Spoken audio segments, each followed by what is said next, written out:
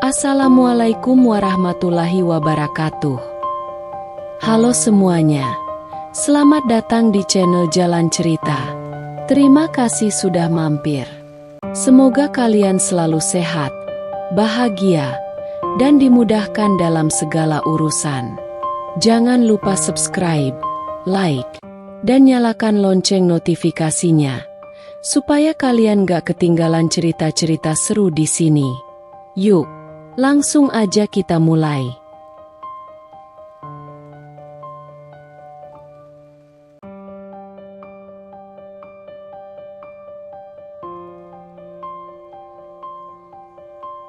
Demi kesembuhan ibu, aku dan saudara tiriku rela dinikahi dokter tua kaya raya. Tak disangka endingnya bikin nangis. Hidup adalah serangkaian pengorbanan, dan terkadang kita dipaksa memilih antara cinta, keluarga, dan harga diri. Namaku Elisa, dan inilah kisah luka yang nyaris menghancurkan kami. Bersama saudara tiriku, Farida, kami menyusuri lorong takdir yang gelap demi satu tujuan, menyelamatkan nyawa ibu kami. Hari itu langit mendung. Awan-awan gelap menggantung rendah seolah ikut merasakan apa yang tengah kami jalani. Di depan rumah sakit yang aroma antiseptiknya begitu menusuk, aku berdiri memandangi ruang ICU dengan mata sembab. Farida duduk di sampingku, memeluk lutut, wajahnya pucat, dan matanya kosong. "Ibu, butuh cangkok hati," gumamku pelan, hampir seperti bisikan kepada diriku sendiri. Farida menoleh, suaranya parau. "Dan kita gak punya uang segitu banyak, Lis.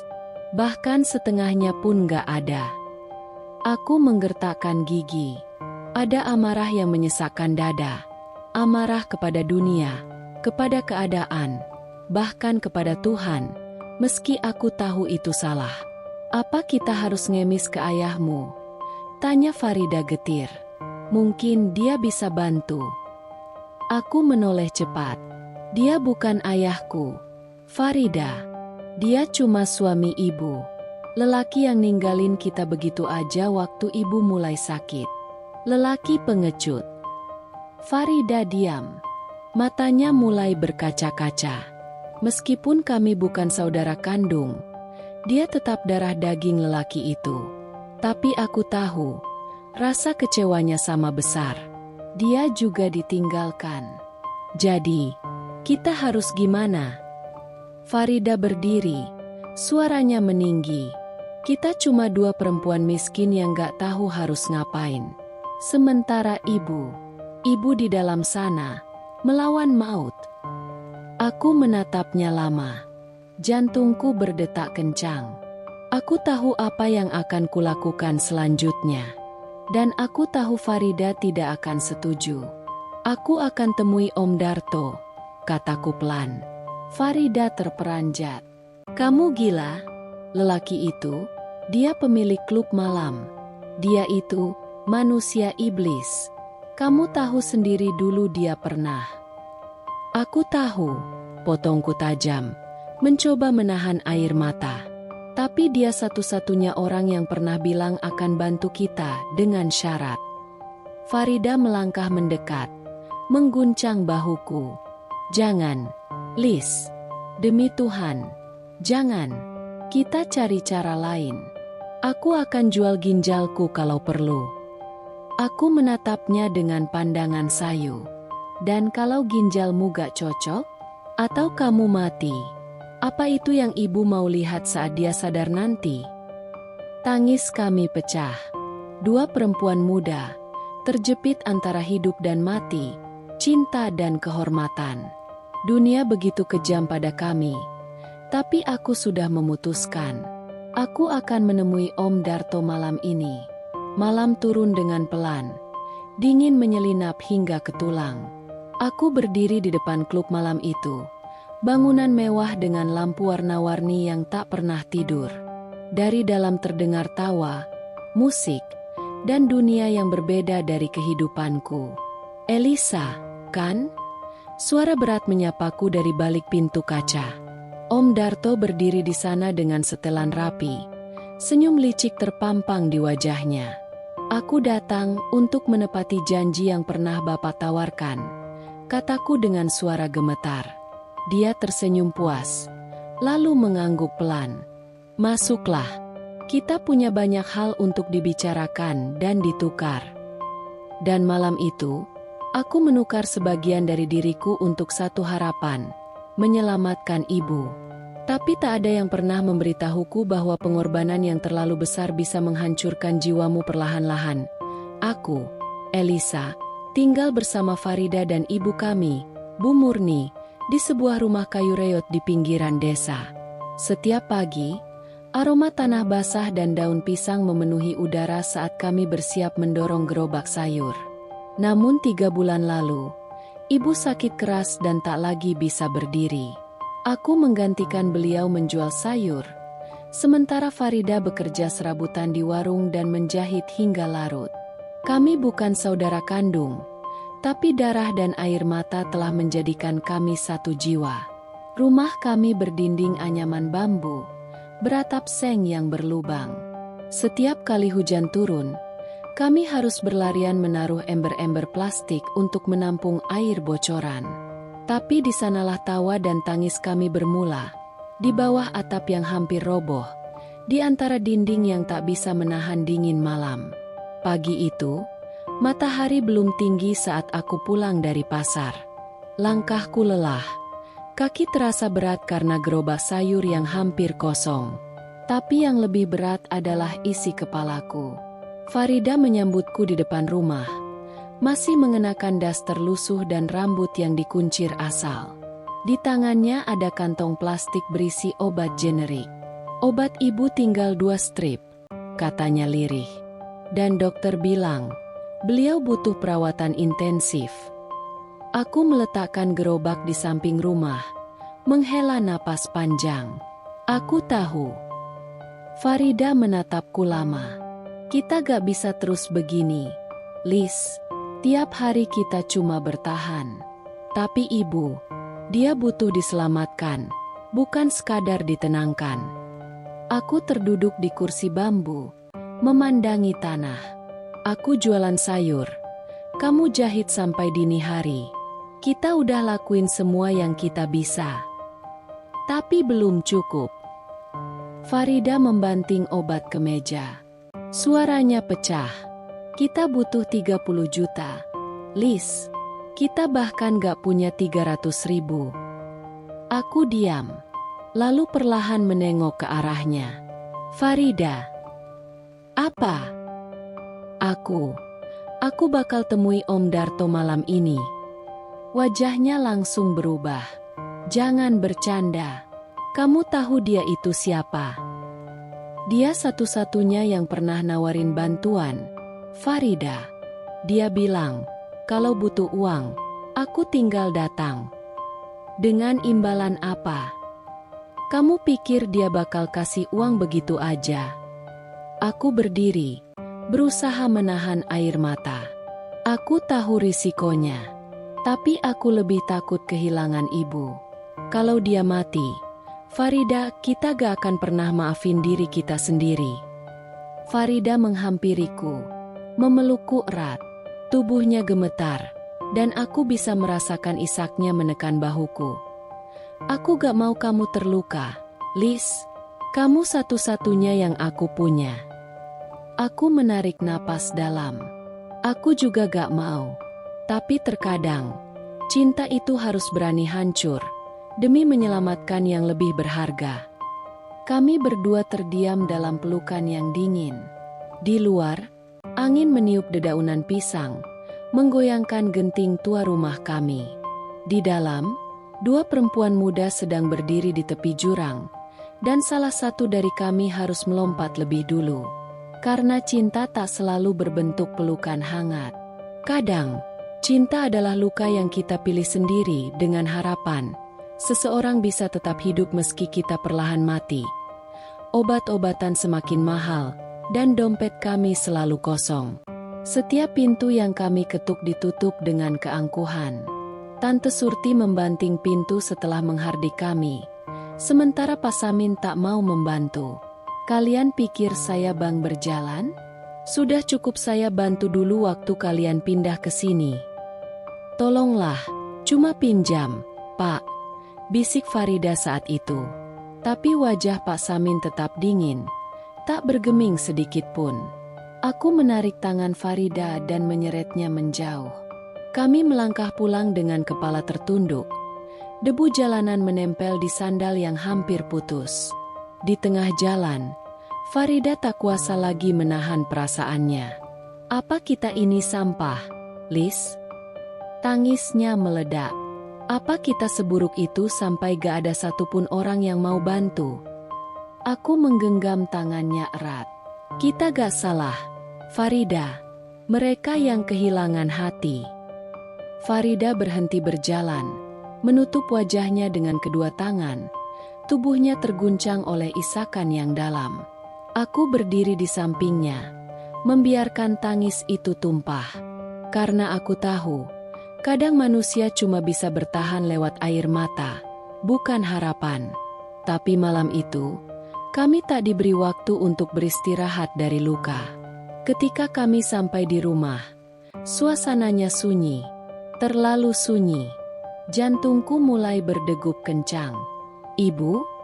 Panggilku sambil membuka pintu. Tak ada jawaban. Farida berlari ke kamar, dan aku mengikuti.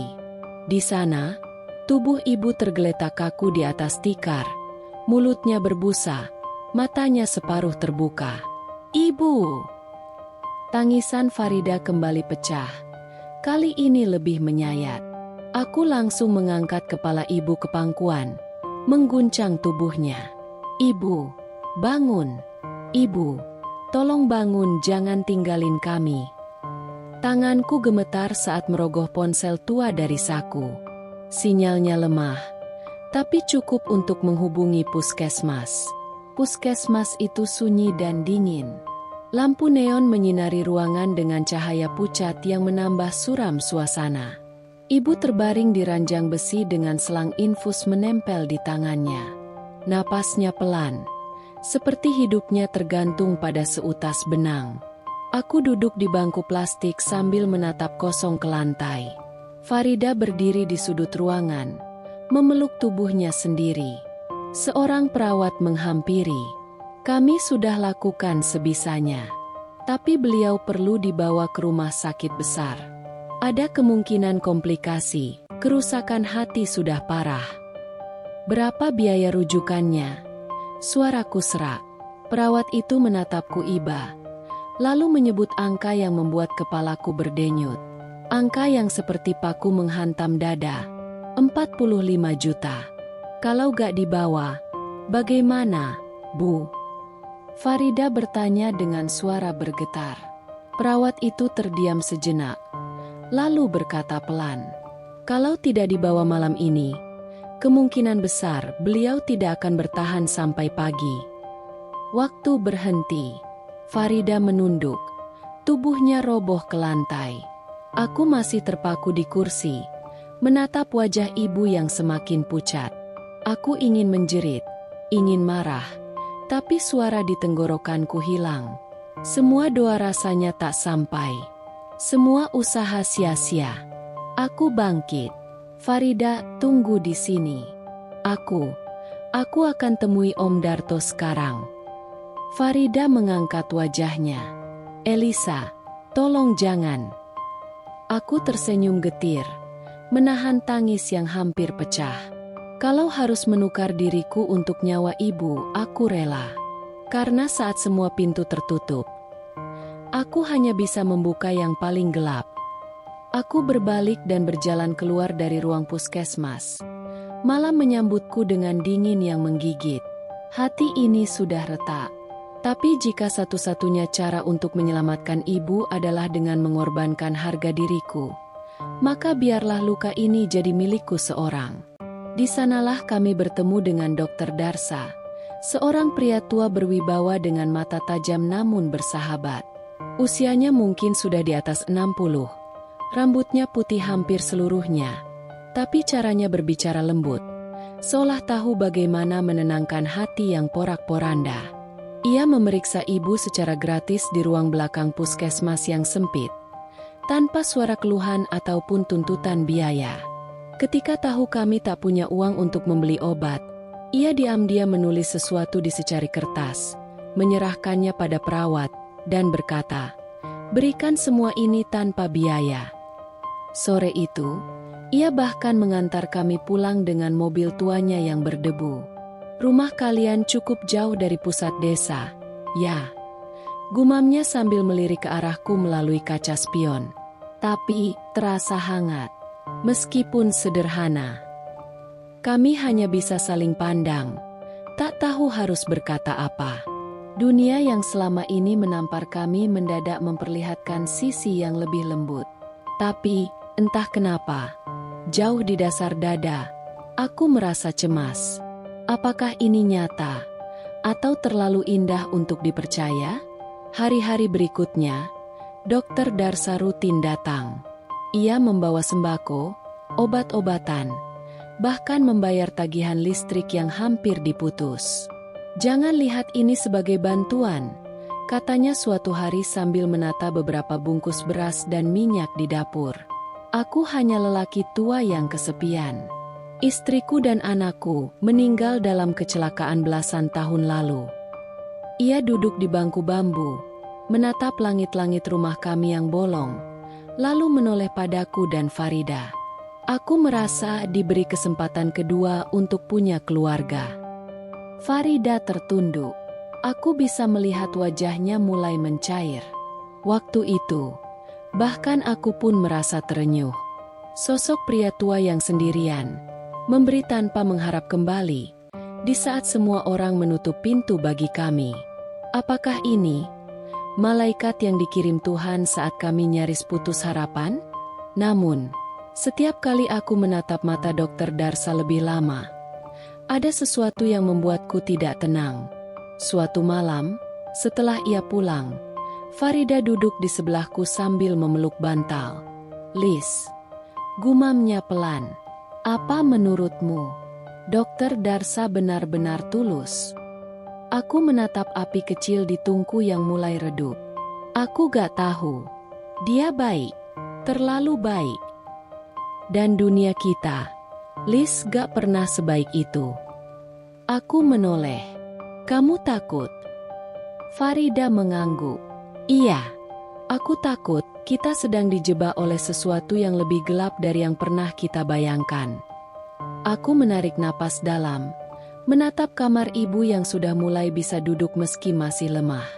Tapi kalau dia benar-benar tulus, Farida, bukankah kita salah karena mencurigai orang baik? Farida memejamkan mata. Bukan mencurigai, tapi berjaga. Karena luka yang terlalu dalam membuat kita sulit percaya pada siapapun, bahkan pada kebaikan. Dan malam itu, untuk pertama kalinya sejak sekian lama, aku tidak bisa tidur. Suara jangkrik, hembusan angin dari sela dinding bambu, dan bayangan wajah Dokter Darsa mengganggu pikiranku. Aku tidak tahu apakah kami sedang diselamatkan, atau sedang ditarik perlahan ke dalam perangkap yang lebih sunyi. Tapi satu hal yang pasti, hidup tak pernah memberi hadiah cuma-cuma. Selalu ada harga yang harus dibayar. Dan mungkin, tagihannya segera datang. Farida mulai sering terlihat melamun. Aku juga. Bahkan saat aku tengah mencuci piring atau menata sayuran di gerobak, pikiranku melayang entah kemana. Kami tahu bantuan yang datang dari Dokter Darsa bukan tanpa maksud. Tapi kami tak tega menolaknya. Kami terlalu lelah untuk bertarung, terlalu takut kehilangan ibu. Setiap malam, suara batuk ibu semakin berat. Kadang sampai terdengar seperti retakan dada yang pecah. Kami saling bergantian menangis dalam diam, tak pernah membicarakannya secara langsung. Tapi kami tahu, waktu ibu semakin sedikit. Suatu malam, saat aku sedang menyelimuti ibu, Farida duduk di ambang pintu, menatap langit penuh bintang. Aku menghampirinya pelan. "Capek, ya?" tanyaku sambil duduk di sampingnya. Ia mengangguk pelan. "Tapi bukan cuma karena kerja." "Capek. karena nunggu sesuatu yang gak jelas datangnya. Harapan, misalnya. Aku menatap wajahnya dari samping, samar diterangi cahaya lampu minyak. Lis, gumamnya. Kalau suatu hari, Dokter Darsa minta sesuatu yang kita gak sanggup kasih, apa kamu bakal tolak? Pertanyaan itu menusuk seperti duri halus yang diam-diam tertanam di hati. Aku diam lama sebelum menjawab.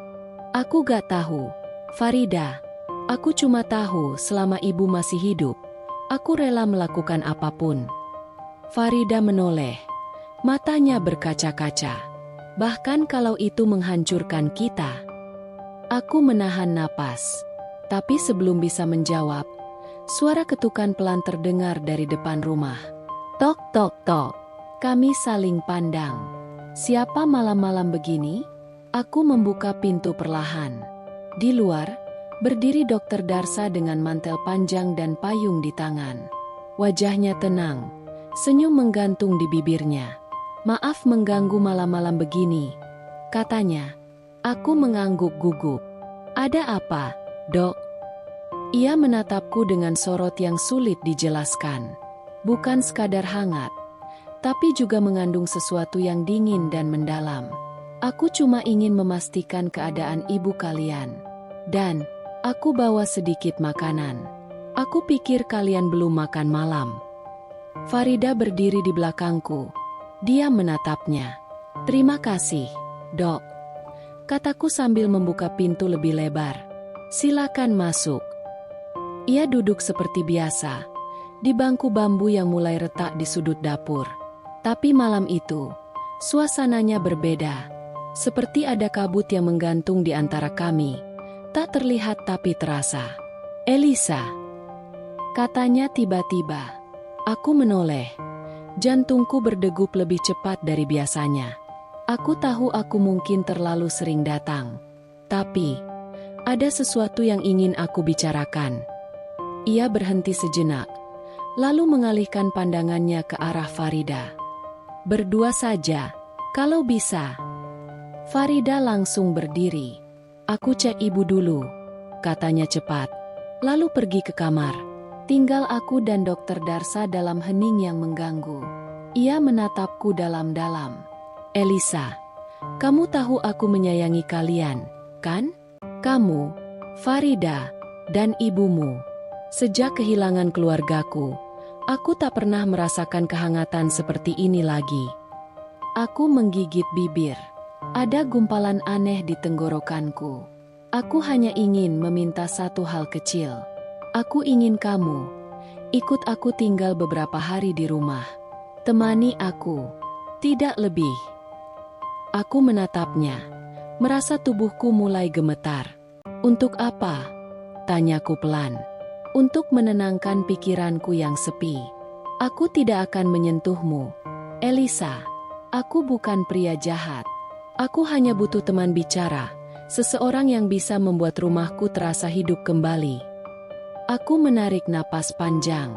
Kepalaku penuh suara-suara yang bertabrakan. Ini bukan sekadar permintaan tinggal. Ini lebih dari itu. Aku tahu. Farida pasti juga tahu.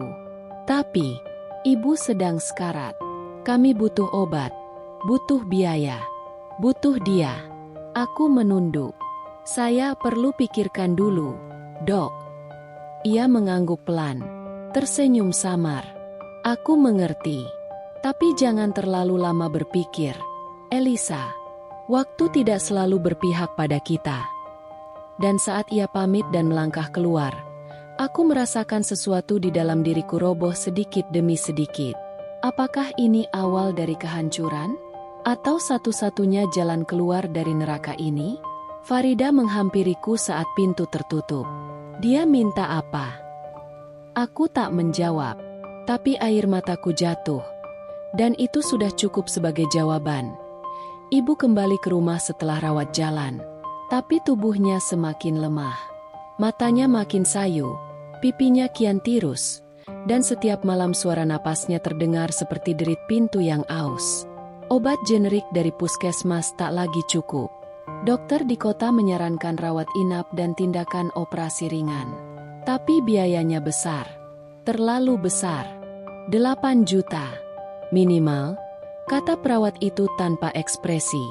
Kalau ditunda, kondisinya bisa memburuk dengan cepat. Aku dan Farida duduk di bangku ruang tunggu rumah sakit, saling menggenggam tangan. Keringat dingin mengalir di pelipisku meski ruangan ber-AC. Dari mana? Lis, dari mana kita bisa dapat uang segitu? Bisik Farida, suaranya tercekat. Kita gak punya apa-apa lagi. Aku menunduk. Aku tahu jawabannya. Kami sama-sama tahu. Tapi tak ada yang berani menyebutkannya duluan. Saat malam turun, kami pulang dengan tubuh letih dan hati compang-camping. Ibu tertidur di tikar. Wajahnya pucat dan perutnya mulai mengeras. Kami duduk di dapur. Hanya ditemani suara jangkrik dan sesekali angin lewat yang membuat dinding bambu berderit. Farida memecah keheningan lebih dulu. Dia masih nunggu jawabanmu, kan? Aku mengangguk pelan. Kamu mau pergi? Tanyanya lirih. Aku tak langsung menjawab. Lalu, aku nggak tahu, Rah. Tapi kalau itu satu-satunya jalan. Farida bangkit berdiri. Matanya merah. Itu bukan jalan, Lis. Itu jurang. Dan kamu akan lompat sendiri ke dalamnya. Terus kita harus gimana?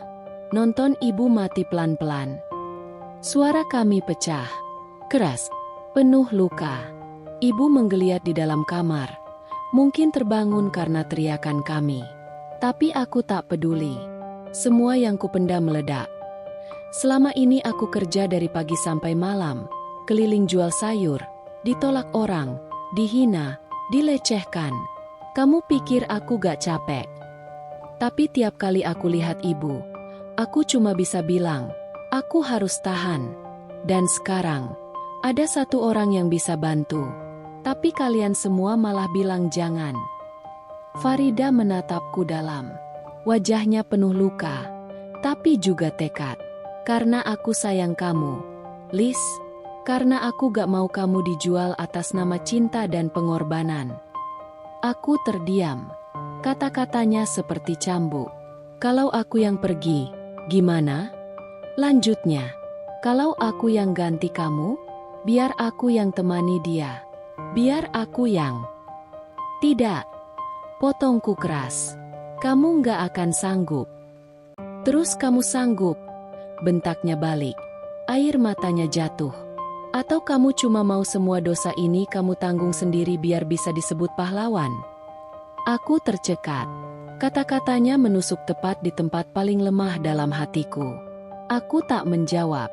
Kami hanya berdiri diam, saling menatap di tengah malam yang sunyi dan menyakitkan. Beberapa menit kemudian, Farida mundur. Ia melangkah ke kamar ibu, lalu menutup pintu perlahan. Dan aku duduk sendirian di dapur, menatap bayangan tubuhku di lantai tanah. Dunia terasa begitu sempit, seolah semua cahaya telah padam, dan aku berjalan sendiri di lorong gelap yang tak berujung. Malam itu, aku memejamkan mata dan membuat keputusan yang akan mengubah segalanya. Malam itu, suara jangkrik bersaing dengan detak jantungku yang tak karuan. Darsa duduk di kursi kayu ruang tamu kami, mengenakan kemeja putih bersih dan celana kain abu-abu. Ia terlihat lebih seperti tamu kehormatan dibanding pria yang baru saja mengetuk pintu kami dengan tawaran paling getir dalam hidup. Aku dan Farida duduk berseberangan.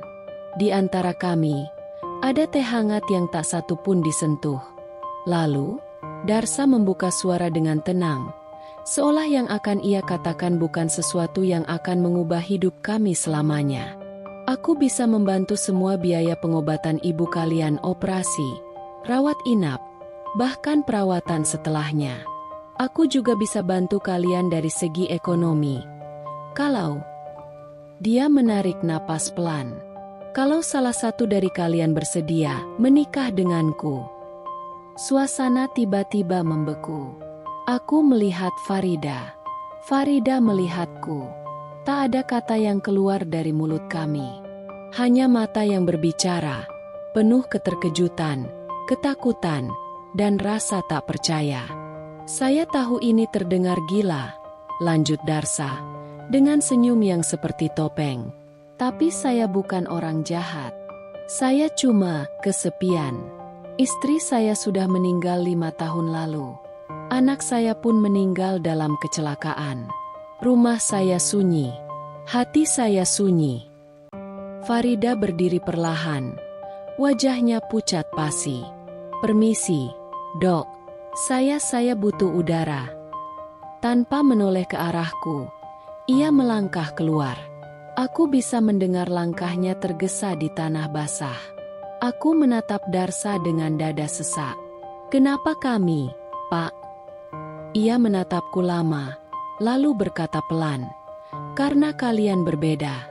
Kuat tulus, dan aku ingin seseorang yang bukan hanya menjadi istri, tapi juga menjadi penawar sepi di hari tuaku. Aku mengepalkan tangan di pangkuan. Dengan syarat nyawa ibu kami sebagai taruhan. Darsa tersenyum samar. Anggap saja ini kesepakatan. Tak ada paksaan. Elisa, kalian boleh menolak. Tapi kalau kalian menerimanya, semuanya akan berubah. Malam turun dengan hujan deras. Aku duduk di depan tungku yang mulai padam. Sendirian. Farida belum juga kembali. Sudah hampir 2 jam. Pikiran buruk berkelebatan. Jangan-jangan dia nekat. Atau, aku berdiri, mengambil payung reot dan menyusulnya ke ladang di belakang bukit. Tanah becek dan gelap. Tapi aku tahu tempat dia biasa menyendiri. Farida teriakku di tengah deru hujan. Tak ada jawaban. Tapi beberapa meter kemudian, aku melihat sosoknya. Ia terduduk di bawah pohon pisang, basah kuyup, memeluk lututnya sambil menggigil. "Rah, ya Tuhan, kenapa kamu di sini?" Aku langsung menghampiri dan memeluknya dari samping. Tubuhnya dingin. "Kenapa kamu tinggalin aku sendiri?" Tanyaku lirih. Ia menjawab tanpa menoleh. "Karena aku gak tahu harus marah ke siapa. Ke Tuhan, ke hidup, atau ke diri sendiri." Tangisnya pecah. Sesenggukan. Suaranya tenggelam dalam gemuruh hujan. Aku benci perasaan ini, Liz. Benci karena sempat terlintas di kepalaku untuk bilang, "Ya, aku bersedia." Apa aku seburuk itu? Apa aku serendah itu? Aku menggenggam tangannya kuat. "Kamu nggak rendah.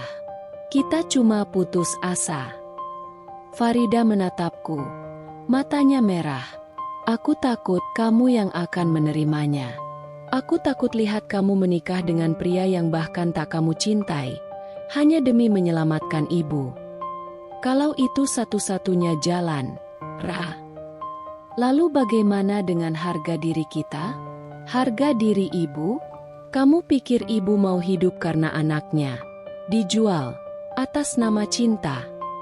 Aku memejamkan mata. Hujan deras tak bisa menutupi pedihnya kata-kata itu. "Terus kita harus bagaimana, Farida? Apa kamu punya jawaban yang lebih baik? Apa kamu bisa sulap 8 juta dalam semalam?" Farida terdiam. Air matanya mengalir terus. "Maaf, Liz," bisiknya akhirnya.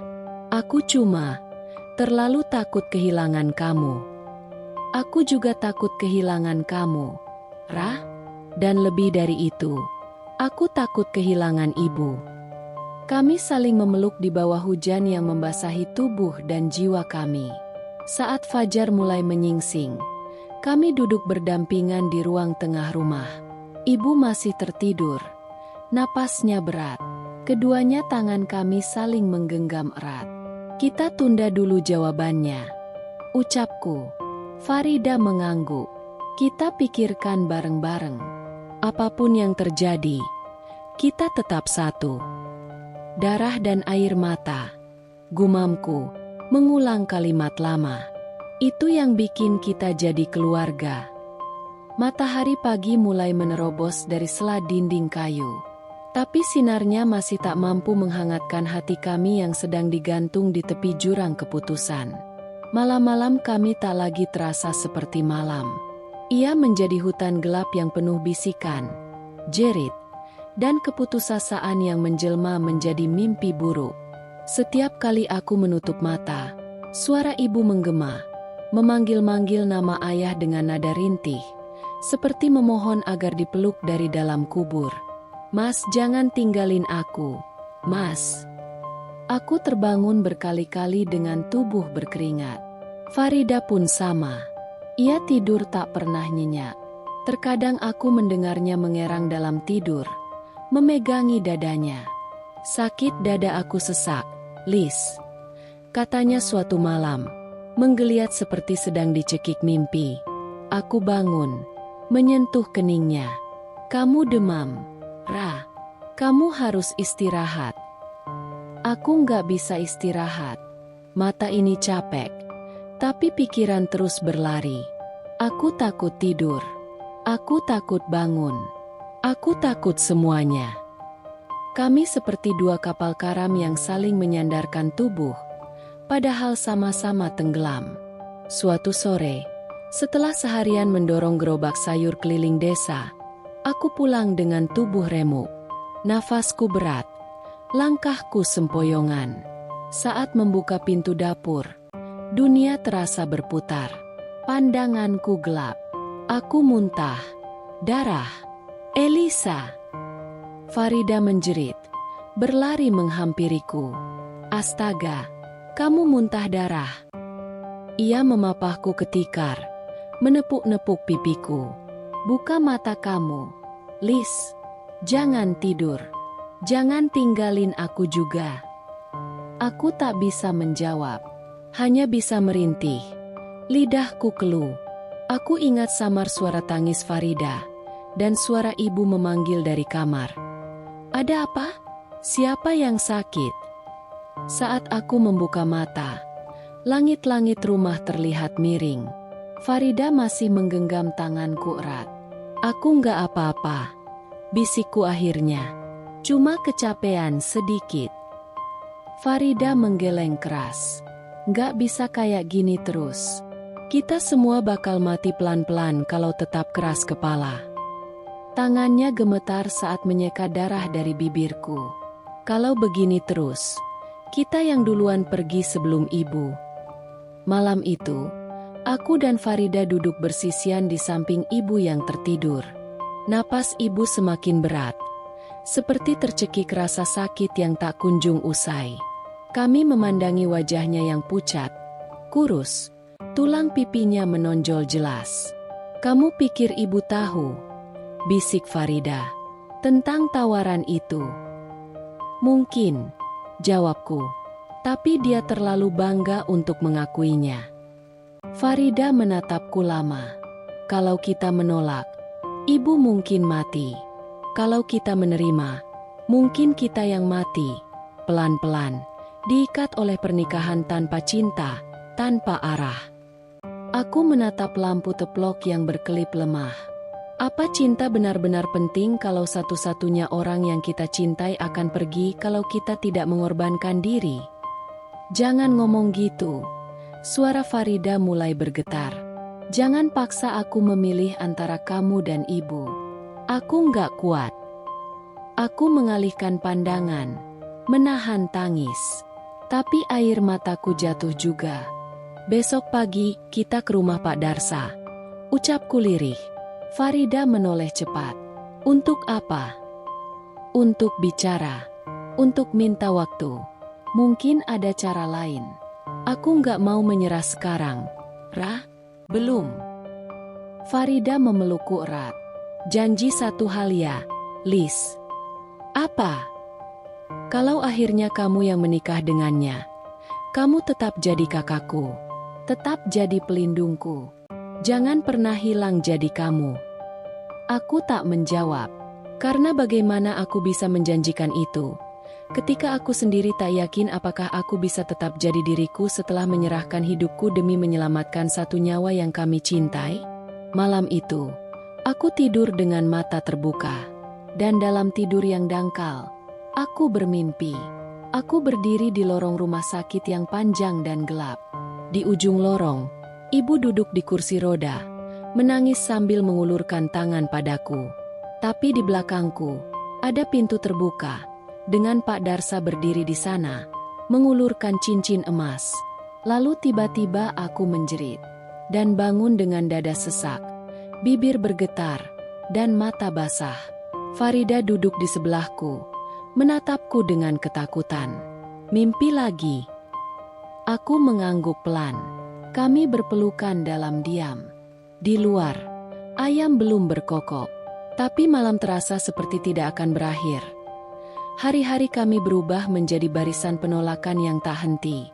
Kami menyusuri jalan setapak ke koperasi desa, mendatangi balai sosial, mengetuk pintu kantor yayasan keagamaan. Semua dengan satu harapan.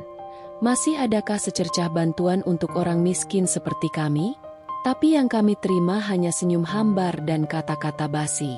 Kami juga sedang kesulitan dana, kata pegawai koperasi dengan mata menolak menatap kami. Yayasan kami memprioritaskan anak-anak yatim, ujar seorang ustaz dengan suara pelan. Namun matanya penuh penilaian pada pakaian lusuh kami. Panti kami khusus lansia terlantar, bukan pasien dengan keluarga, kata seorang petugas sosial dengan wajah kaku.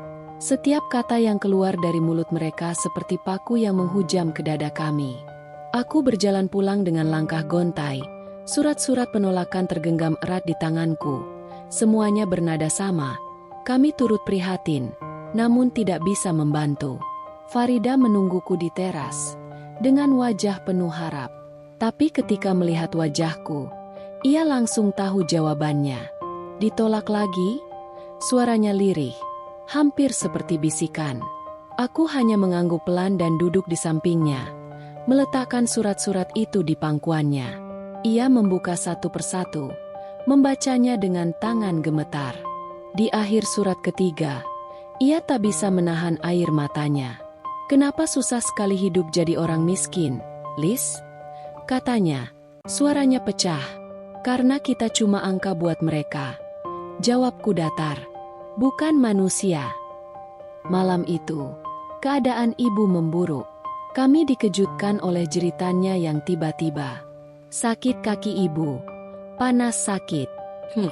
Mas, tolong aku.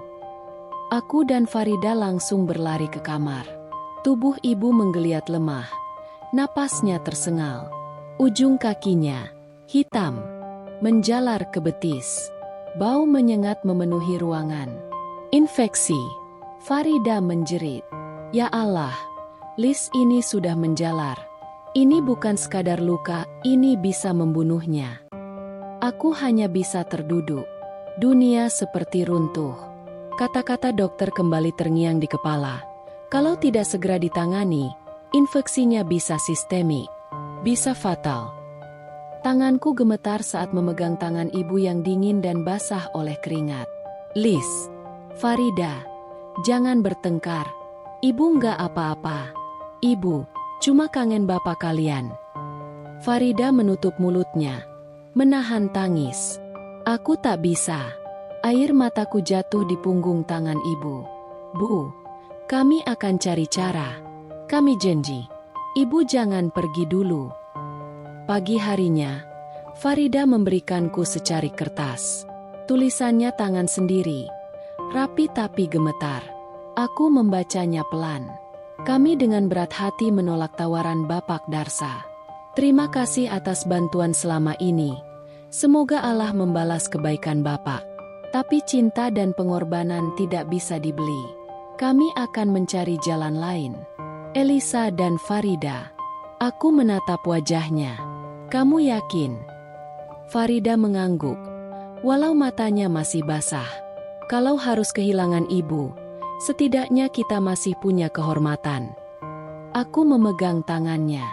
Tapi dalam hati, aku tahu keputusan ini seperti menolak oksigen saat tenggelam. Sore itu, kami meletakkan surat di pagar rumah Pak Darsa. Rumah besar itu sunyi. Langit mendung. Angin kencang seperti ikut membaca isi surat itu. Hatiku berat, tapi aku juga merasa bebas, walau sebentar. Namun malamnya, Sebuah amplop terselip di pintu kami, tanpa nama pengirim. Aku membukanya dengan tangan gemetar. Isinya satu surat singkat, dan satu bundel uang. Saya menghormati keputusan kalian, tapi Tuhan bekerja lewat banyak cara. Gunakan ini untuk ibu kalian.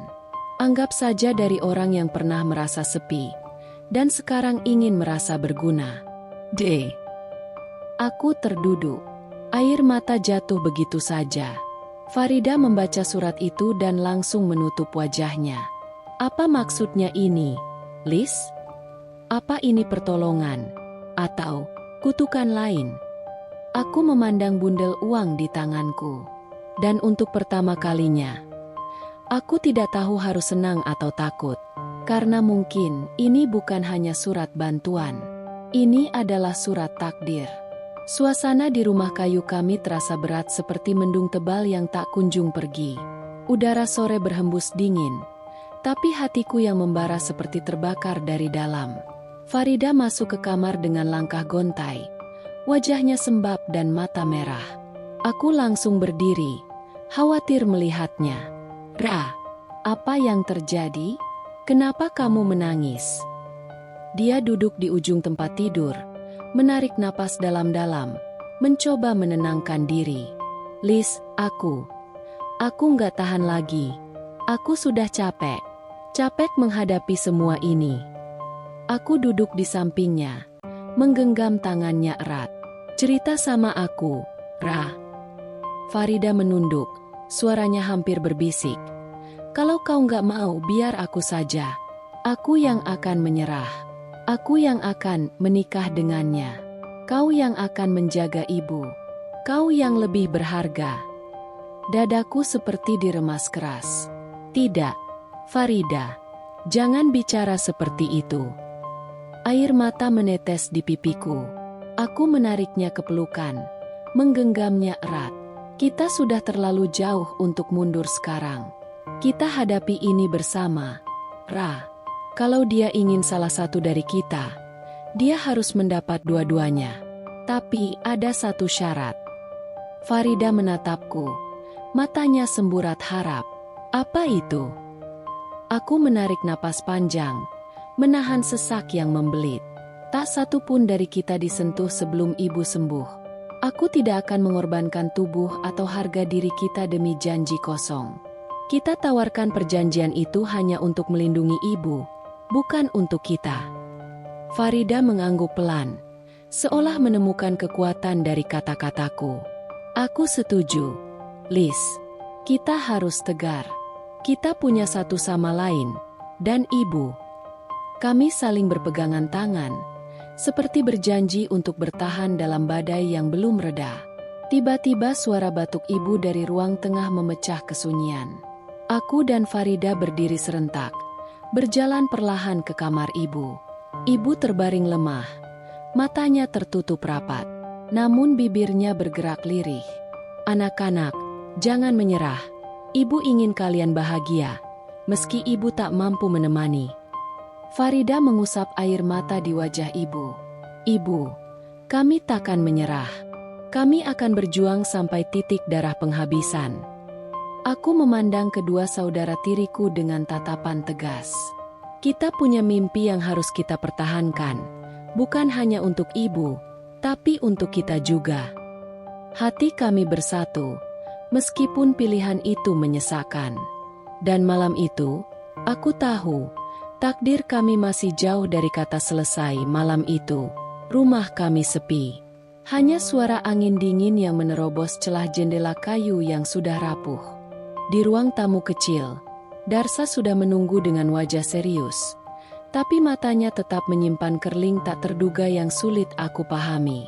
Farida duduk di sofa sambil menatap lantai. Tubuhnya gemetar. Aku menarik napas panjang, berusaha menguatkan diri, meski jantung berdetak seolah hendak pecah. Kita harus melakukannya demi ibu, kataku lirih.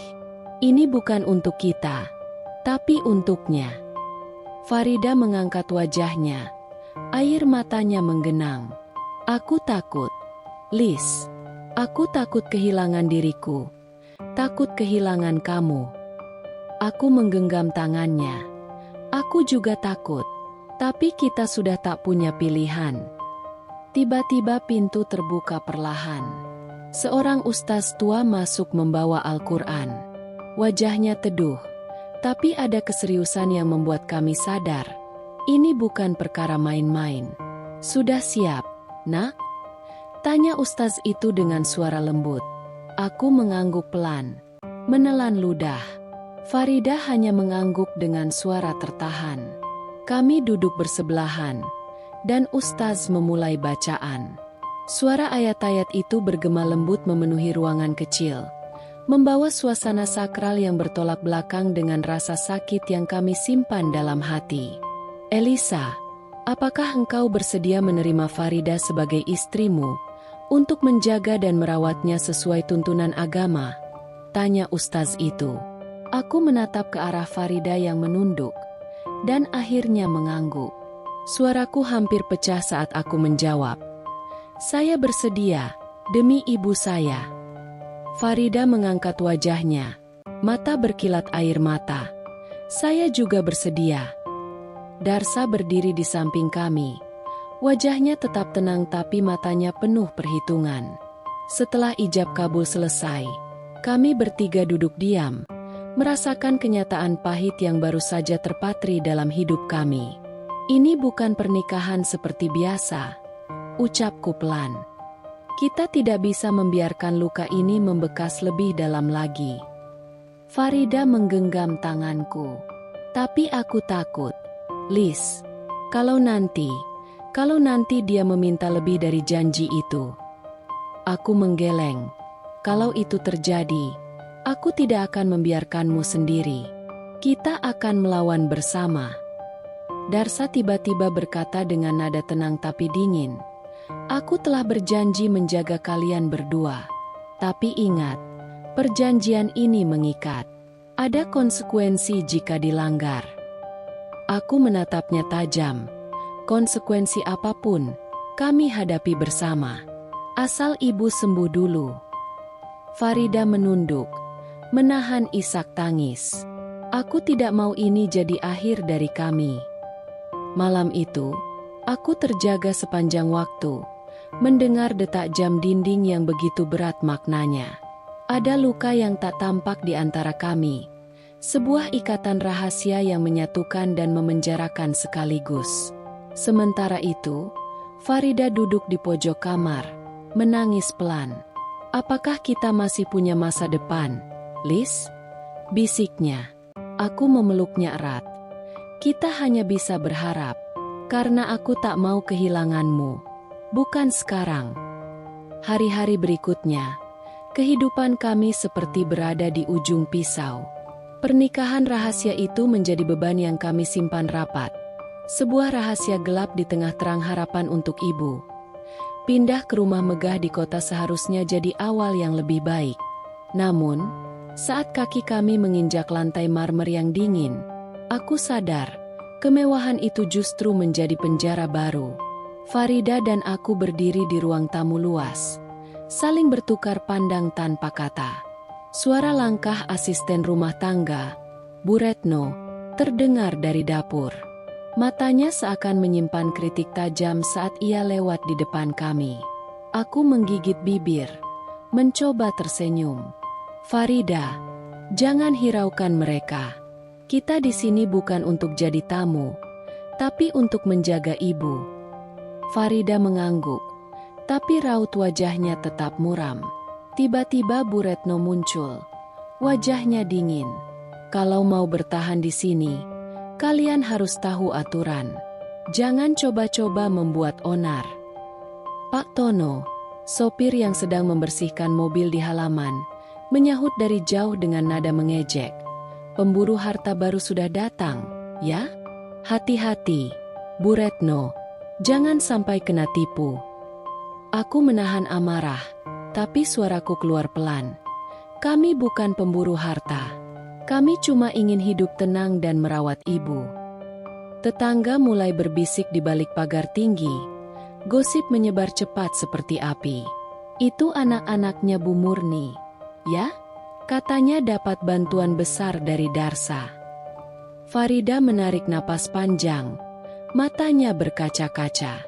Mereka melihat kita dengan mata penuh prasangka. Seolah kita pencuri kebahagiaan mereka. Aku menggenggam tangannya erat. Kita harus kuat. Ra, ini hanya ujian lain dari hidup. Namun, dinginnya rumah batu itu terasa menembus kulit, menembus hati kami, mengingatkan bahwa kami masih terperangkap dalam dunia yang tak ramah. Malam itu, aku duduk di dekat jendela besar, menatap kota yang berkilauan jauh di bawah. Tapi semua kilauan itu terasa jauh dan tak berarti. Hatiku bertanya, apakah perjuangan ini akan pernah berakhir? Atau kami hanya akan terus terkoyak oleh dinding-dinding dingin kehidupan? Malam itu, rumah megah itu terasa lebih sunyi dari biasanya. Lampu-lampu redup dan bayangan gelap menari di dinding marmer yang dingin. Aku dan Farida berjalan perlahan melewati lorong panjang. Saat tiba-tiba aku ingat sesuatu. Ra, kamu ingat nggak? Ada kamar di ujung koridor yang Darsa selalu kunci dan larang kita masuk. Bisikku pelan. Farida menatapku penuh rasa ingin tahu dan juga ketakutan. Iya, aku tahu. Tapi aku tak berani. Kamu mau lihat? Aku mengangguk pelan. Jantungku berdetak cepat. Aku nggak tahu kenapa. Tapi rasa penasaran ini makin kuat. Kita harus tahu apa yang disembunyikan di sana. Kami berdua beringsut menuju kamar terkunci itu. Kunci itu berkarat, tapi dengan susah payah aku menemukan penjepit kecil di saku dan berhasil membuka gembok itu. Pintu terbuka pelan. Suara engsel berderit membelah keheningan. Dalam kamar itu, bau apek menyergap, debu menebal di sudut-sudut. Di dinding tergantung foto-foto lama ibu kami bersama seorang pria yang tak lain adalah Darsa. Tapi wajah mereka jauh berbeda dari yang kami kenal sekarang.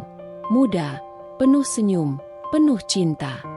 Di atas meja kecil berserakan surat-surat cinta usang, tulisan tangan yang rapi dan penuh rindu. Di pojok ruangan, mainan-mainan anak berserakan, sebuah boneka kecil yang sudah usang dan sebuah bola kecil yang terlihat lusuh. Aku mengangkat sebuah buku harian bersampul merah tua, bertuliskan, Rina, dengan tinta emas pudar. Jantungku berdegup kencang saat membuka halaman pertama. Ini nama ibu dulu. Suara Farida bergetar. Siapa Rina? Kenapa kita baru tahu sekarang? Tiba-tiba suara langkah kaki di luar kamar membuat kami terkejut. Kami buru-buru menutup buku harian itu. Darsa berdiri di ambang pintu. Wajahnya suram dan matanya penuh kemarahan yang tersembunyi. Kalian tak seharusnya masuk ke kamar itu. Suaranya dingin. Aku menatapnya. Kenapa Darsa? Apa yang kau sembunyikan? Farida menggenggam tanganku erat. Siapa Rina sebenarnya? Darsa menunduk, lalu berkata pelan. Dia adalah masa lalu yang aku coba lupakan. Tapi dia bagian dari ibu kalian dan dari semua yang terjadi. Kami saling berpandangan. Kini semua teka-teki mulai terungkap. Tapi luka lama juga menganga lebar. Di sudut kamar yang dingin itu, aku membuka halaman demi halaman buku harian, Rina. Setiap kata seperti pisau yang mengiris-iris hati. Di sana tertulis tentang rahasia lama, tentang cinta terlarang, dan luka yang tak pernah sembuh. Aku mendekati Farida, menyerahkan buku itu dengan tangan gemetar. Baca, Ra, kau harus tahu. Suaraku serak. Farida mengambil buku itu. Matanya membesar membaca kata demi kata. Setelah beberapa saat, ia terdiam. Bibirnya gemetar.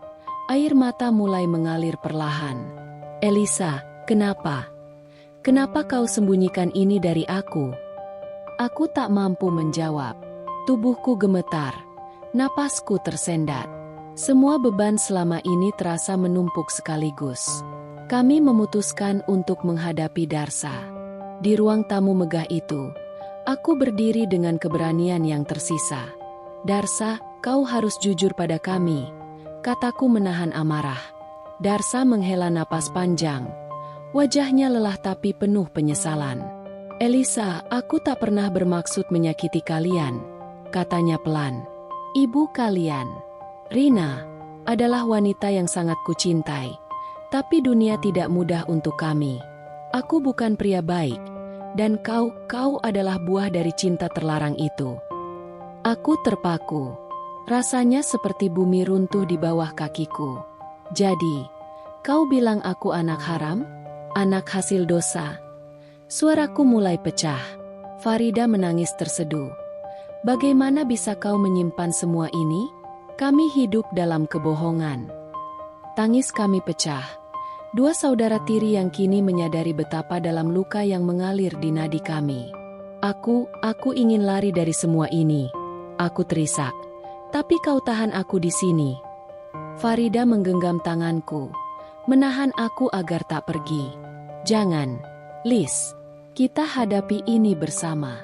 Sekalipun hatiku hancur. Darsa berdiri terpaku, menyesal tapi tak mampu menghapus luka yang telah tergores. Malam itu, kami bertiga duduk dalam keheningan yang penuh duka. Luka lama terkuak, dan kami harus belajar menerima bahwa cinta dan pengkhianatan bisa berjalan beriringan. Ruangan rumah sakit itu terasa sunyi, penuh harap sekaligus kecemasan.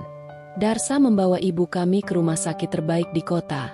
Sebuah langkah yang tak pernah kami bayangkan bisa terjadi. Aku dan Farida duduk di bangku tunggu. Hati penuh luka tapi juga ada secercah harapan. Setelah operasi yang menegangkan, ibu akhirnya siuman. Matanya yang lelah berkaca-kaca ketika melihat kami berdiri di sampingnya. Suaranya lirih, nyaris berbisik. Anak-anakku, aku yang salah. Dulu aku lari dari Darsa karena takut. Tapi aku juga menyakiti kalian dengan rahasiaku. Aku menggenggam tangan ibu. Air mata menetes tanpa bisa kuhentikan. Bu, kami tak ingin menyalahkan. Yang penting sekarang ibu sehat. Farida ikut memeluk ibu. Suaranya bergetar. Kami juga terluka, Bu, tapi kami di sini untuk ibu. Darsa berdiri di pojok ruangan. Wajahnya tak bisa menyembunyikan rasa bersalah dan penyesalan yang dalam. Beberapa hari kemudian, Darsa mengajak kami duduk bersama di ruang tamu rumah kota yang kini terasa lebih dingin dari sebelumnya. Aku ingin menikahi kalian secara resmi, secara hukum, agar semua luka ini punya batas, dan ibu tidak lagi dihantui rasa malu, katanya tegas. Aku menatapnya, napasku tertahan. Aku tidak mau. Darsa, pernikahan kita yang dulu sudah menyakitiku cukup dalam. Farida hanya menunduk, tak berani bersuara. Ibu tiba-tiba angkat bicara. Suaranya lembut namun penuh ketegasan. Kadang, luka harus dibingkai agar tak membusuk dan merusak yang lain. Pernikahan ini bukan tentang cinta, tapi tentang menyelamatkan sisa kehormatan kita. Aku menatap ibu, hatiku bergejolak. Akhirnya, aku mengangguk pelan. Hari pernikahan kedua itu datang. Kami berdiri di hadapan notaris dan saksi. Surat-surat resmi terbit. Tanda tangan kami terukir di atas kertas putih. Kami bukan menikah karena cinta, tapi demi menjaga kehormatan ibu, demi sebuah harapan baru yang mungkin akan datang di masa depan. Saat kami mengucapkan janji, aku merasakan beban di dadaku perlahan terangkat.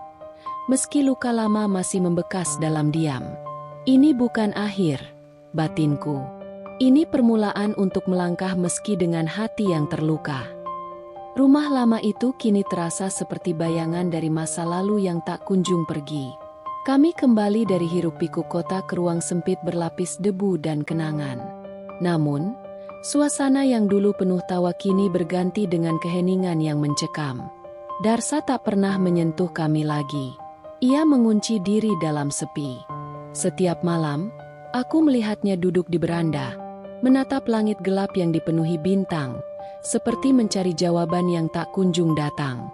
Farida berbisik pada malam itu. Suaranya pecah oleh kelelahan dan kesedihan. Elisa, aku merasa kita cuma bayangan di rumah ini. Darsa ada, tapi tak pernah benar-benar hadir.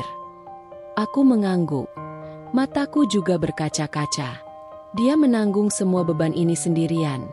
Tapi dia tak pernah mau membagi rasa sakitnya dengan kita. Suatu malam, aku berani mendekatinya.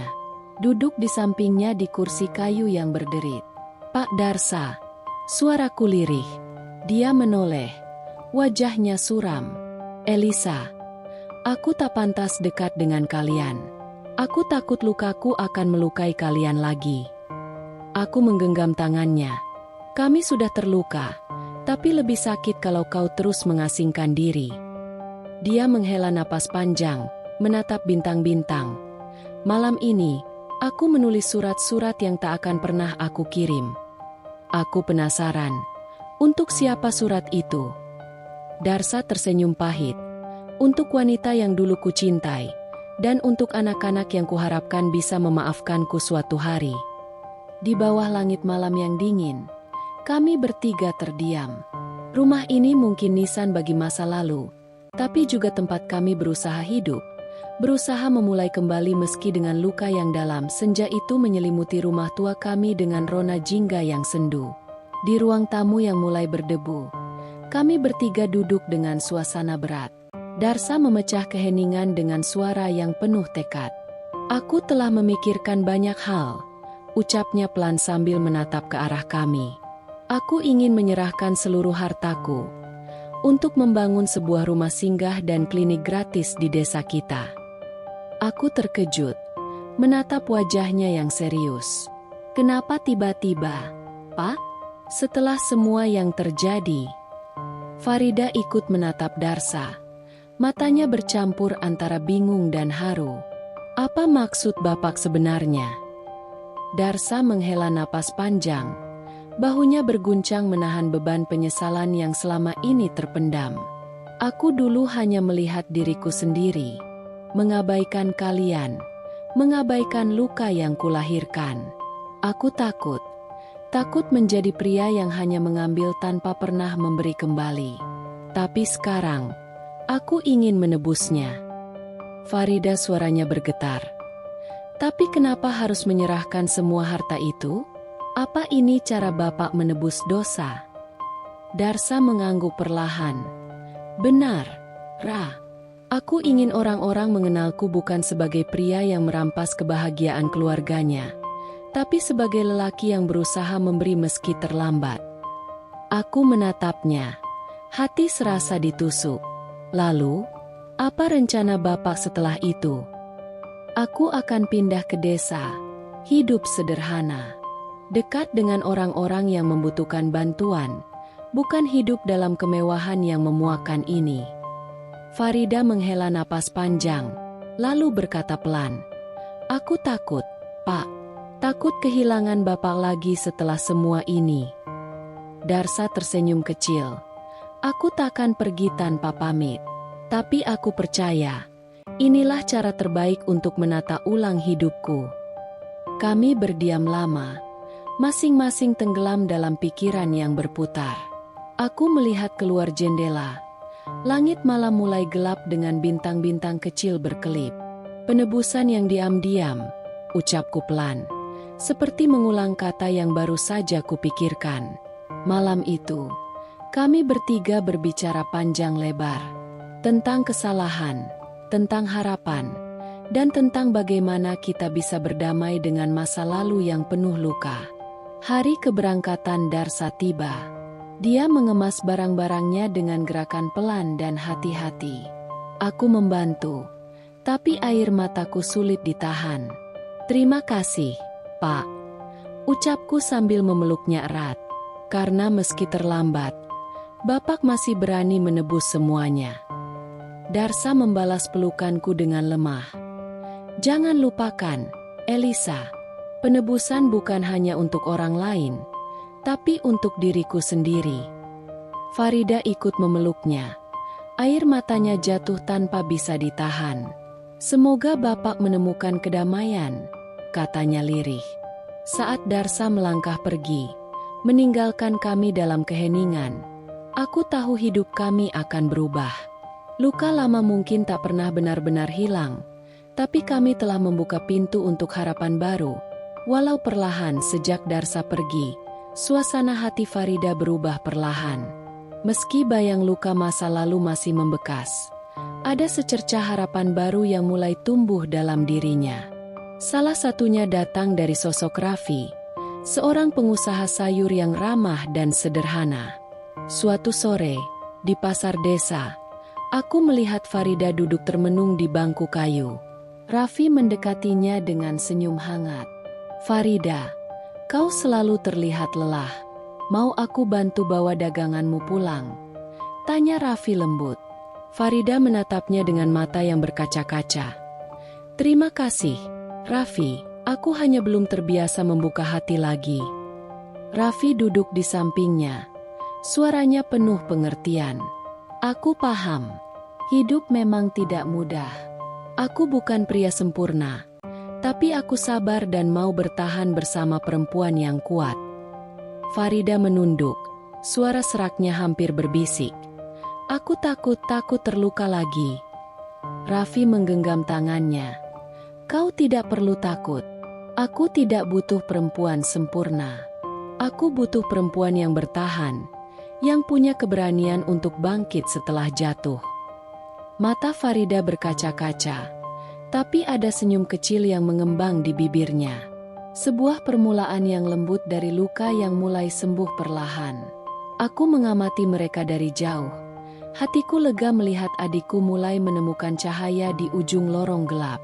Pagi itu, sinar matahari menyelinap lembut ke kamar kecil klinik kami di desa.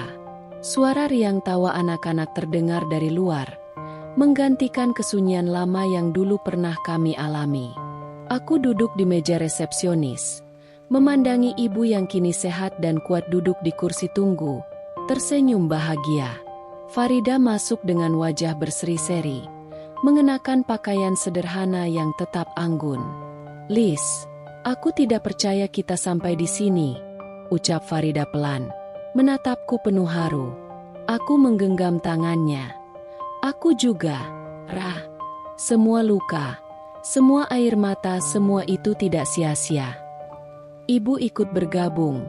Suaranya hangat penuh rasa syukur. "Kalian telah membuatku bangga. Aku melihat masa depan yang cerah di mata kalian." Farida tersenyum. "Ini bukan hanya tentang kita, Bu. Klinik ini akan jadi tempat di mana banyak orang mendapat harapan dan bantuan." Aku mengangguk. Aku selesai kuliah perawat. Ini langkah pertama untuk mewujudkan impian kita. Di luar, desa itu mulai hidup dengan harapan baru. Kami bukan lagi korban keadaan, tapi pejuang yang bangkit dari luka dan kesedihan. Farida menatap langit biru. "Kita berjanji ya, Lis, untuk terus menjaga mimpi ini, bersama." Aku menjawab dengan suara mantap. "Iya, Ra. Ikrar baru kita adalah untuk hidup, bukan hanya bertahan."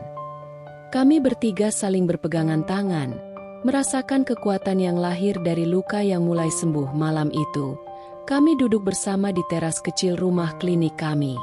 Angin sepal-sepal membawa aroma tanah basah, mengingatkan pada masa lalu yang tak pernah benar-benar hilang. Aku menatap Farida, yang kini tersenyum tulus. "Kau tahu, Ra, kita dulu pernah terperangkap dalam labirin nasib yang gelap dan penuh luka." Farida mengangguk pelan.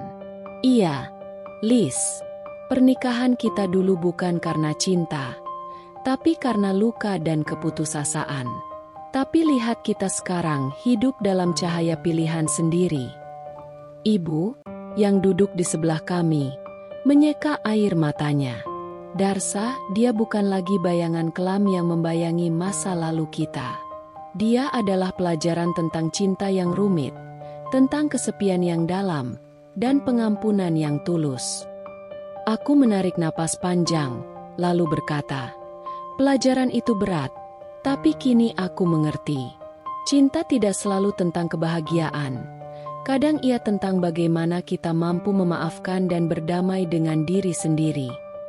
Farida tersenyum, menggenggam tanganku erat. "Dan kita sudah berhasil. Lis, kita memilih hidup, bukan sekadar bertahan. Langit malam semakin gelap, tapi dalam hati kami ada cahaya yang tak pernah padam. Cahaya harapan, cinta, dan ikrar baru untuk menjalani hidup dengan keberanian dan ketulusan.